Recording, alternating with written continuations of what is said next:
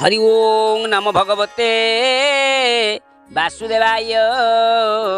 ओं नमो भगवते श्री महापुरुषोत्तरानंदाय। जय जय महापुरुषोत्तरानंद जी की जय। सज्जन मंडली प्रभु कहले कहले मर्त्य मंडल देह बई देवता होले मरई जिते कली जुगे मु मानवीय लीला करी से समय मृत्यु मोर भी मृत्यु हम मुझे मरबी मु लोक जन्म कराऊँगी मु मराऊँगी एणु मु भी मरबी जन्म मरण मत भी छाड़नी कौन कहले ना कली जुगे दारु ब्रह्म स्वरूप मुही बाबूरे विजे होइथिबी नील गिरी मध्य जाई कली जुगरे मुझे कृष्ण अवतार नथिबी दारु ब्रह्म रूप नीलगिरी ठारे मु आज विजय होइथिबी सेठी कौन हम ना द्वादश बरसे थरे नव कलेवर होइबी मु जानी थाओ बाबूरे तुहर कहले बाबूरे द्वादश वर्ष थर मो नवकलेवर हम से जो श्रीक्षेत्र अच्छी सेठी मु नवकलेवर हबी कोइली बैकुंठ नामे कोइली बैकुंठ नाम जो स्थान थिब कोइली बैकुंठ नाम जो स्थान थब अच्छी कोइली बैकुंठ पुरुणा दारु मोर से स्थाने पड़िब नूतन दारु रे देखी शंख चक्र चिन्ह सेवके करिबे जाई तामुळे कीर्तन जेतेबेले लिंब वृक्ष रे देखिबे शंख चक्र गदा पद्म चिन्ह मो सेवक माने से जाई सेठी तामुळे कीर्तन नाम करिबे यज्ञ होम से स्थान रे हेब किछि दिन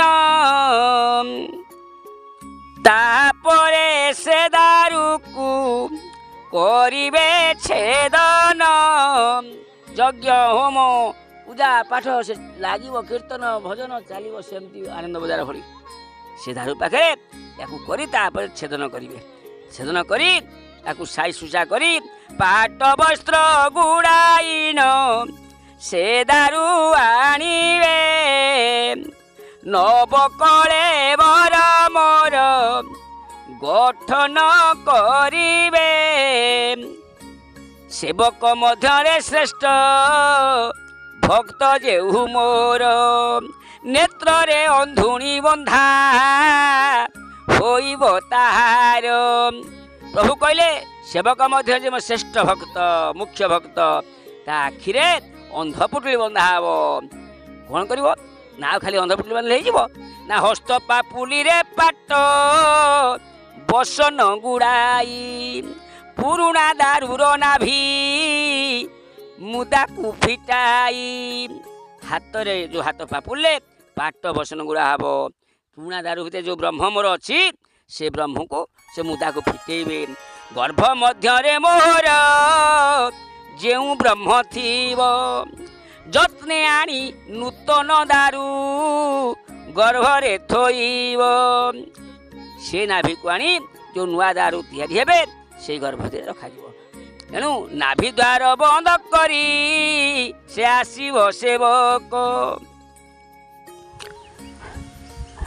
पुरुणा दारु कोइली बैकुंठे पड़िब से नाभि द्वार बंद हम पुरुणा दारु बैकुंठे पाताड़ी हेबे तीनी मूर्ति नुआ दारु रत्न सिंहासने बसाई पूजा करिबे सेवक सुमने यही प्रकार मोहर जन्म मृत्यु तत्व तो आगरे प्रकाश मु करिली अवश्य बाबू रे ये जन्म मृत्यु मोर एमती हम तेणु मु तो आगे कथा कहली क्या कहना कहीं तो मोर श्रद्धा अच्छी कौन तू हुई जेणु अटू मोर भकत प्रधान तोठारे रसी थाए ସଦା ମୋର ମନ ତୋର ହୃଦୟ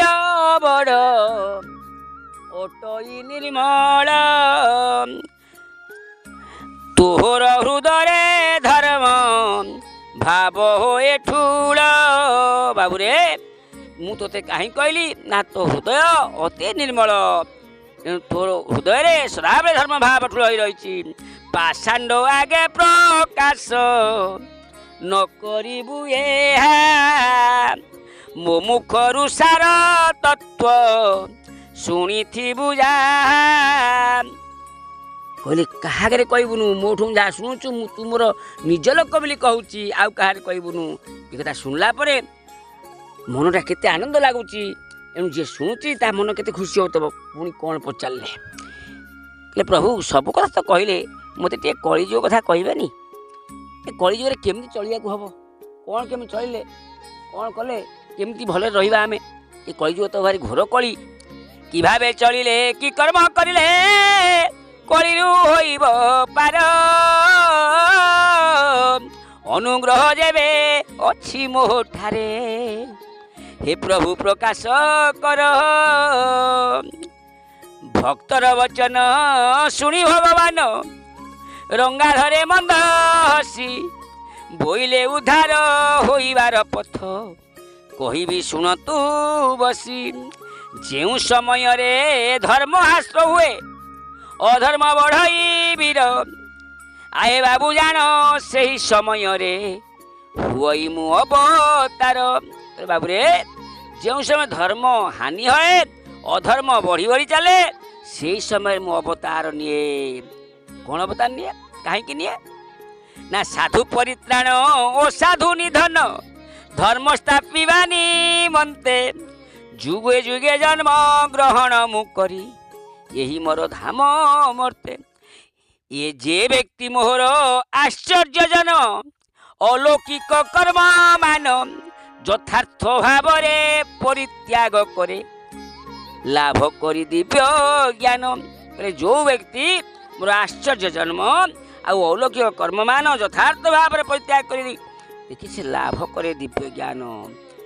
ଦେହ ତ୍ୟାଗ କରି ସେ ସାଧୁ ପୁରୁଷ ମୋତେ ଲଭ ନିଶ୍ଚୟ, ତାକୁ ଆଉ ମୁହିଁ ଜନ୍ମ ନ କରାଏ ଭାବଧାମେ ଜାଣିଥାଅ। କହିଲେ ଭବଧାମରେ ତାକୁ ଆଉ ମୁଁ ଜନ୍ମ କରେ ନା, ପୁନର୍ଜନ୍ମ ନଇବି ଦେତେ, ମୋ ବିଷ୍ଣୁ ପଞ୍ଜରେ ସେ ଲୀନ ହୋଇଯାଏ।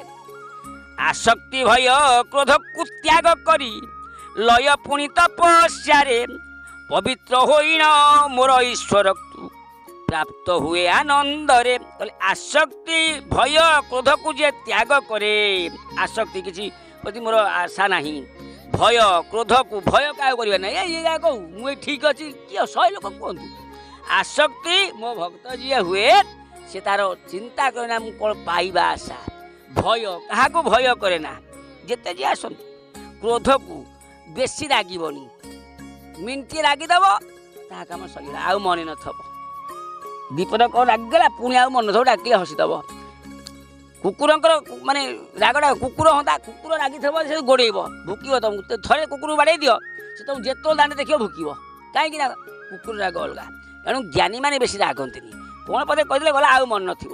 ସେଇ କଥା ଆଜି ପ୍ରଭୁ କହିଲେ ଯେ ଆସକ୍ତି ଭୟ କ୍ରୋଧକୁ ଯିଏ ତ୍ୟାଗ କରି ଲୟ ଆଉ ପୁଣି ତପସ୍ୟାରେ ମନ ଦିଏ ପବିତ୍ର ହୋଇଣ ମୋର ଈଶ୍ୱର ତ ପ୍ରାପ୍ତ ହୁଏ ଆନନ୍ଦରେ।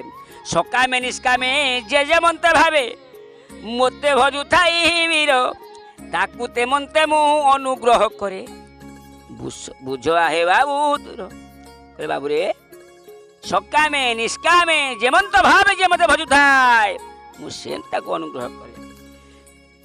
ଯେହୁ ଯାହା କରୁ ସେ ସବୁ ମୋହର ସେବା ପଥେ ଆଗ ମନ, ଜାଣୁ ମା ନ ଜାଣୁ ମୋର ବିନା ଯେବେ ନର ଶయ్ୟା ନ ମନ। ତାର ଜ୍ଞାନ ନଥାଉ, ଅଳ୍ପ ଜ୍ଞାନ ଥାଉ, କିଏ ବହି ପଢ଼ି ଜ୍ଞାନ ଭୋଗ ହେଇଛି ତାର ହେଇଥାଉ, କିଏ ଅଜ୍ଞାନୀ ହେଇଥାଉ, କିନ୍ତୁ ଯଦି ମୋ ପାଦେ ତା ମନ ଥବ ତା ଜ୍ଞାନ ଭଳିଆ ଜ୍ଞାନ କାହାର ନାହିଁ। କିଏ ବହି ପଢ଼ି ଗୀତା ଭାଗବତ ପୁରାଣ ଶାସ୍ତ୍ର ପଢ଼ି ବ୍ରହ୍ମବେଦ ପୁରାଣ ପଢ଼ି ତାର ପେଟରେ ପୁରା ବୋଝେଇ କରି କହି ମୁଁ ଜ୍ଞାନ ଜାଣିଛି, ସଂସ୍କୃତ କହୁଛି, ଶ୍ଲୋକ କହୁଛି, ସିଏ ମୋର ଦରକାର ନାହିଁ। ଯିଏ ହୁଣ୍ଡାଟି ହେଇଥାଉ ପଛେ ଜ୍ଞାନ ତାର ନଥାଉ, ଯଦି ମୋତେ ସେ ଡାକୁଥାଏ ଏବଂ କାୟ ମନୋବାକ୍ୟରେ ନିଷ୍କାମ ଭାବରେ ମୋତେ ଭଜୁଥାଏ ତେବେ ସିଏ ମୋର। ସେ ଯାହା କରୁ ବା ନ କରୁ, ଜାଣୁ ବା ନ ଜାଣୁ, ମନୁଷ୍ୟ ଲୋକରେ ଅଚିର କାଳରେ କର୍ମ ସଫଳ ହୁଇ, ଏଣୁ କର୍ମଫଳ ଅଭିଳାଷୀ ବ୍ୟକ୍ତି ଦେବତା ପୂଜା କରଇ। କହିଲେ ମନୁଷ୍ୟ ଲୋକର ଅଚିର କାଳରେ କର୍ମ ସଫଳ ହୁଏ ସେମାନଙ୍କର। ଏଣୁ ଇଏ ଯେଉଁ ମନୁଷ୍ୟ ଲୋକରେ ଅଚିର କାଳେ ସେ କର୍ମ ସଫଳ ହେବ। ଏଣୁ କର୍ମ ଫଳ ଅଭିଳାଷୀ ବ୍ୟକ୍ତି, ଯେ ଯାହାର ଫଳ ପାଇଁ ଅଭିଳାଷ ଥିବ, ଆଶା ଥିବ, ସେଇମାନେ ହିଁ ଦେବତା ପୂଜା କରନ୍ତି। ଆଜି ଏ ଠାକୁର ପୂଜା କରିବା, ତାକୁ ଶାଳ ଠାକୁରାଣୀ ପୂଜା କରିବା, କାଲି ସେ ଜଗନ୍ନାଥ ପୂଜା କରିବା, ପୁଣି ଯାଇକି ବିଶ୍ୱକର୍ମା ପୂଜା କରିବା, ତାପରେ ଲକ୍ଷ୍ମୀ ପୂଜା କରିବା। ସବୁ ଠାକୁର ପୂଜା କରନ୍ତି। କେଉଁମାନେ ବେଶୀ ଭୋଗରାଗ ଦିଅନ୍ତି ନା ତାଙ୍କର ଆଶା ଥାଏ ପ୍ରଭୁଙ୍କୁ ପୂଜା କଲେ କି ମାଆଙ୍କୁ ପୂଜା କଲେ ଆମେ କିଛି ପାଇବା ପ୍ରାପ୍ତ ହବ। ପୁଣ କର୍ମ ଦୁଇ ବିଭାନୁସାରେ ବ୍ରହ୍ମ କ୍ଷତ୍ରି ବୈଶ୍ୟ ଶୂଦ୍ର ଚାରି ଜାତି ସୃଷ୍ଟି କରିଅଛି ମୁହିଁ, ଶୁଣ ଚିତ୍ତ କରି ଶୁଦ୍ଧ। ଏ ଚାରି ଜାତିର କର୍ତ୍ତା ସତ ମୁହିଁ, କିନ୍ତୁ ଅକର୍ତ୍ତା ଅବୟ, ବୋଲି ଜ୍ଞାନ କଲେ ଖଞ୍ଜନ ହୋଇବ ଯାହା ସବୁ ଭବ ବୟ। କହିଲେ ମୁଁ ଏ ଚାରି ଜାତି ସୃଷ୍ଟି କରିଛି, ମୁଁ ଏ ଜାତିର କର୍ତ୍ତା କିନ୍ତୁ ଅକର୍ତ୍ତା। ଅକର୍ତ୍ତା ବୋଲି ମୋତେ ଜ୍ଞାନ କଲେ ଖଣ୍ଡନ ହବ, ସବୁ ଯାହା ଥବ ଭବ ଭୟ କିଛି ରହିବନି। କର୍ମ ମୋତେ ଛୁଇଁ ନ ପାରଇ ବାବୁ, କର୍ମ ଫଳେ ସ୍ପୃହା ନାହିଁ, ଯେ ଜାଣିପାରଇ କର୍ମ ବନ୍ଧନରେ ସେହି ବ୍ୟକ୍ତି ନ ପଡ଼ଇ। ମୁଁ ସବୁ କରୁଛି କିନ୍ତୁ ମୋତେ କର୍ମ ଛୁଇଁ ପାରେ ନା, ମୋର କର୍ମରେ ସ୍ପୃହା କିଛି ନାହିଁ, ମୋତେ ଆଶା କିଛି ନାହିଁ। ଆଉ ତେଣୁ ଯିଏ କର୍ମ ବନ୍ଧନରେ ନ ପଡ଼ିବ ସେ ମୋତେ ପାଇବ। ପୂର୍ବ କାଳ ସାଧୁ ଗଣ ମୋତେ ଏହିପରି ଜ୍ଞାନ ହୋଇ ବୀର, କର୍ମ ଅନୁସାର କରିନଏ ଭବ ସଂସାରୁ ହୋଇଲେ ପାର। ପୂର୍ବେ ସାଧୁମାନେ କର୍ମାନୁଷ୍ଠାନ ମାନ କରି ଏ ସଂସାରରୁ ପାରି ହୋଇଛନ୍ତି। ସେମାନଙ୍କ ପଥେ ପଥିକ ହୋଇଣ ତୁ ଯେବେ କର୍ମ କରିବୁ, ହେ ବାବୁ ତୁ ହିଁ ଜାଣିଥାଅ ତେବେ ମାୟା ମୋହେ ନ ପଡ଼ିବୁ। ଇହ ଲୋକରେ ବିବେକୀ ଗଣ କର୍ମ ଅକର୍ମେ ଛନ୍ତି ମୋହିତ, ଏଣୁ ତୋତେ ମୁହିଁ କହୁଅଛି ତୁହି ଯାହା ହୋଇ ଅବଗତ। ଏ ଭବସାଗରୁ ମୁକ୍ତି ହୋଇଯିବୁ, ନ ଲାଗିବ କଳି ବାଧା, ସେ ବିଷୟ ସବୁ ପ୍ରକାଶ କରିବ ତୋଠାରେ ଯେଣୁ ମୋ ଶ୍ରଦ୍ଧା। କର୍ମର ଗତି ଅତି ଦୂର ଗାଭା, ବିହିତ ଯେ ଅବିହିତ, ଏଇ ଦୁଇ କର୍ମ ତା ସଙ୍ଗରେ କର୍ମ ତ୍ୟାଗ ବୁଝିବା ଉଚିତ। ତୁ ଯଦି ଏଇ କର୍ମ ସାଧୁ ସନ୍ଥ ଭଳି କରିବୁ ତେବେ ଅକ୍ଲେଶରେ କଳିଯୁଗ ପାରି ହେଇଯିବୁ, ଏ ଭବସାଗରରୁ ମୁକ୍ତ ହୋଇଯିବୁ, କିଛି କଳି ବାଧା ବି ଲାଗିବନି। ସେ ବିଷୟ ସବୁ ପ୍ରକାଶ କରି କହୁଛି। କର୍ମର ଗତି ହେଉଛି ଦୂରବ ଗାହା, ବିହିତ ଅବିହିତ, ଏଇ ଦୁଇ କର୍ମ ତା ସଙ୍ଗରେ କର୍ମ ତ୍ୟାଗ ବୁଝିବା ଉଚିତ। କର୍ମ ବିଦ୍ୟାମାନ ଥାଉ ଥାଉ ଯେହୁ ଆପଣାକୁ କର୍ମ ଶୂନ୍ୟ, କର୍ମ ଶୂନ୍ୟ ମଧ୍ୟ ହୋଇଲେ ସେପରି କର୍ମଯୁକ୍ତ ଭାବ ମନ। ମନୁଷ୍ୟମାନଙ୍କ ମଧ୍ୟ ବୁଦ୍ଧିମାନ ଯୋଗୀ ଅଟେ ଜାଣ ସେହି, ସକଳ କର୍ମର ଅନୁଷ୍ଠାତା ବୋଲି ତାକୁ ଯୋଗ ଶାସ୍ତ୍ରରେ କହି। ମନୁଷ୍ୟମାନଙ୍କର ମଧ୍ୟରେ ବୁଦ୍ଧିମାନ କିଏ? ମନୁଷ୍ୟମାନଙ୍କ ମଧ୍ୟରେ ବୁଦ୍ଧିମାନ ଯୋଗୀ। ଯିଏ ମନୁଷ୍ୟ ଭିତରେ ବୁଦ୍ଧିମାନ ଥାଏ ସେ ଯୋଗୀ ବୋଲି କୁହାଯିବ।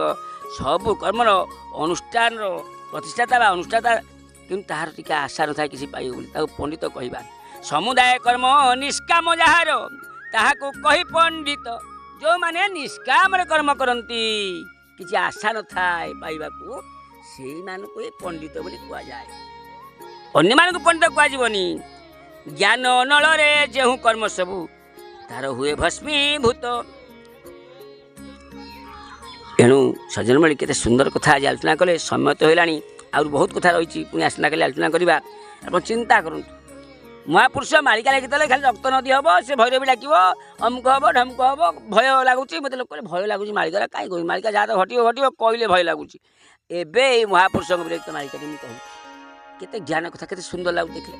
ମହାପୁରୁଷ ଖାଲି କ'ଣ ଖରାପ କହିଛନ୍ତି, ଭଲ କହିନାହାନ୍ତି, ବହୁତ ଉପଦେଶ ଦେଇଛନ୍ତି। ଆମେ ତାକୁ ପାଇନା, ସେ ଖେଦା ଆପଣ ତାକୁ ପାଇନାହାନ୍ତି, କହିପାରୁନାହାନ୍ତି। ଖେଦା ପାଇଲେ ଆପଣ କହିଲେ ଲୋକ ଜାଣନ୍ତେ, ଟିଭିରେ ହଉ ଯୋଉଠି ହଉ। ଆଉ ଖାଲି ଭକ୍ତ କେଉଁ ଜନ୍ମ ହେଇଗଲେ, ମୁଁ ତ ବହୁତ କଥା କହିଛି, ଆହୁରି ବି ଅଛି, ତାକୁ ସେଇ ଅଧ୍ୟାୟକୁ ରଖିଦିଅ। ଆଉ ଗୋଟେ କହୁଛି ଯେ ଖାଲି ଭକ୍ତ ଜନ୍ମ ହେବେ କେଉଁଠି, କେଉଁଠି ଲୀଳା ହେବ, କେଉଁଠି ପ୍ରଭୁ ବାରାତ ଖଣ୍ଡେ ହାଣିବେ, କେଉଁଠି ରକ୍ତ ନଦୀ ବହିବ, ଏଇ ଆଉ ଖାଲି ଲେଖିଛନ୍ତି ନା।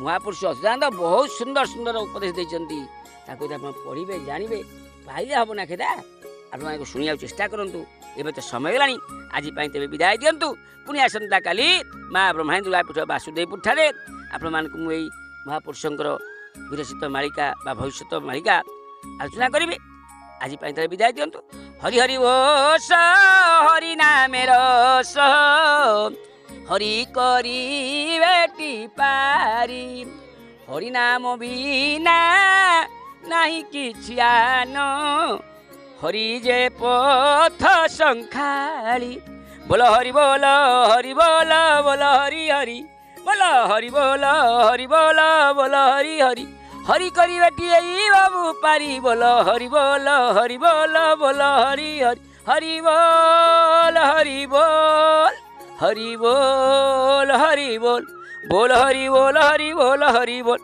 हरि बोल हरि बोल हरि बोल हरि बोल हरि ओम सर्वे भवन्तु सुखिनः सर्वे सन्तु निरामयाः सर्वे भद्राणि पश्यन्तु मां कष्टुक भाव भवेतम शांति शांति शांति जय जय महापुरुषोत्तम जी की जय।